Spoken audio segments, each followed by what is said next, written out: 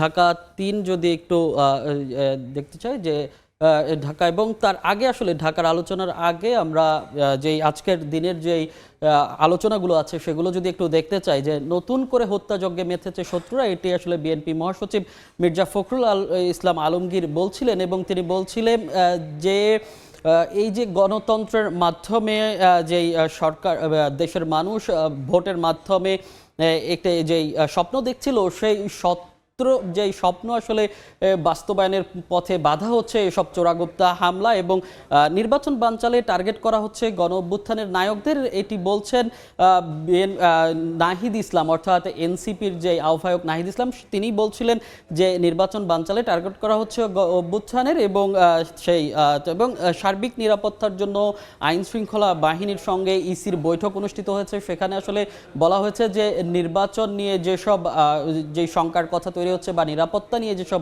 শঙ্কার কথা তৈরি হচ্ছে সেসব নিয়ে আসলে আলোচনা হয়েছে নিরাপত্তা বাহিনীর সাথে এবং আমরা যদি একটু এবার ঢাকা ৩ আসনের যেটি আসলে বলছিলাম যে ঢাকা নিয়ে একটু আলোচনা করতে চাই। আমরা ঢাকা যে 20টি আসন রয়েছে সেই 20টি আসনের মধ্যে আমরা আজকে ঢাকা ৩ নিয়ে আলোচনা করব। ঢাকা ৩ নিয়ে আলোচনা করতে হলে বলছে ঢাকা ৩ আসনটি ঢাকা জেলার কেরানীগঞ্জ উপজেলার জিঞ্জিরা, আগানগর, তেঘরিয়া, কোন্ডা এবং সুফাড্ডা এই 5টি ইউনিয়ন নিয়ে গঠিত।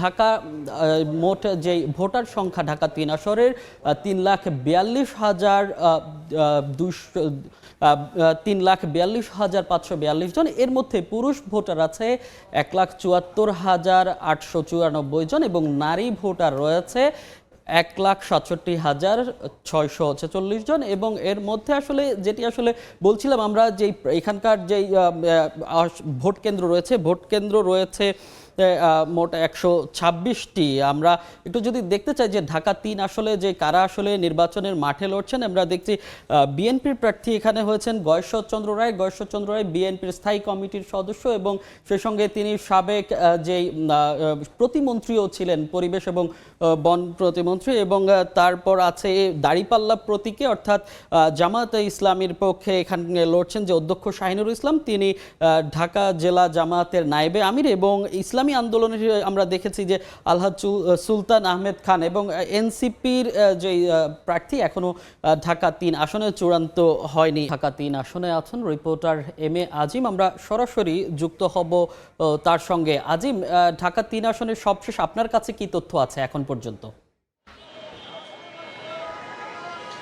আমরা এই মুহূর্তে রয়েছি ঢাকা ৩ আসনে। এটি কিন্তু ঢাকার খুব পাশেই অবস্থান এবং বুড়িগঙ্গার যে কোল ঘেঁষে যে আসনটি সেটি কিন্তু ঢাকা ৩ আসন। এখানে জিঞ্জিরা সহ আগানগর সহ বেশ কয়েকটি এলাকা নিয়ে এই ৩ আসন গঠিত। আমরা এখানে আসার পরে আমরা কথা বলেছি এখানকার ভোটারদের সাথে, কথা বলেছি এখানে যারা সম্ভাব্য প্রার্থী রয়েছেন, যারা মনোনয়ন পেয়েছেন বিভিন্ন রাজনৈতিক দল থেকে, তাদের সাথে। এখানে সাধারণ মানুষের যেমন অনেক প্রত্যাশা রয়েছে, কারণ এইটি ঢাকার খুব কাছে হলেও এই নগরটি কিন্তু গড়ে উঠেছে খুব একটি অপরিকল্পিতভাবে। সেক্ষেত্রে এখানে যারা বসবাস করছেন তাদের কিন্তু জনপ্রতিনিধিদের কাছ থেকে অনেক কিছু চাহিদা রয়েছে যেগুলো দীর্ঘদিনেও বাস্তবায়ন হয়নি। সেক্ষেত্রে তারা এই মুহূর্তে একটি অপেক্ষায় রয়েছেন একজন জনপ্রতিনিধিকে নির্বাচন করবেন যিনি এই সমস্যার সমাধান করবেন। এখানে গ্যাস সমস্যা রয়েছেন, এখানে যেমন পয় নিষ্কাশনের সমস্যা রয়েছেন, পানি নিষ্কাশনের সমস্যা রয়েছেন। এই সকল সমস্যার সমাধানের জন্য কিন্তু তারা একজন জনপ্রতিনিধি নির্বাচনের জন্য খুব আকাঙ্ক্ষা নিয়ে অপেক্ষা করছেন। তো এই ছিল আমার কাছে ঢাকা ৩ আসন থেকে সবশেষ। আজিম, আপনাকে ধন্যবাদ।